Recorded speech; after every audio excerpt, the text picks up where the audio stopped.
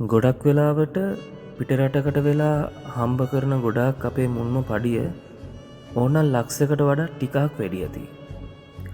ඉතින් මුල් අවුරුද්ද අපි වෙන් කරන්නේ රටෙන් අපි ණය වුණ තැන්වල පොලිය දෙගුණ වෙන්න කලින් ඒ ණය ටික බේරන එක. ඒ හම්බෙනේ නෝට්ටු දෙක තුන හොයන්න වෙහෙසන වෙහෙසිල්ල දන්නේ පිටරටක වැඩ කරන මිනිස්සෙක්ම තමා. සමහර විට මාසේ ණය වාරිකය අපේ පඩියෙන් භාගයකට වඩා වැඩි. ඒ ඉතුරු වෙන සල්ලි ගෙදරට යවන එක තමයි අපේ දෙවෙනි රාජකාරිය වෙන්නේ.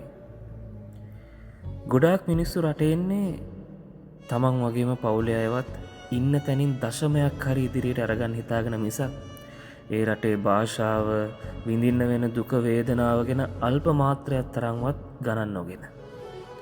මොකද හැම දුකකටම වඩා තමන්ගේ පවුලේ සතුට වටින නිසා.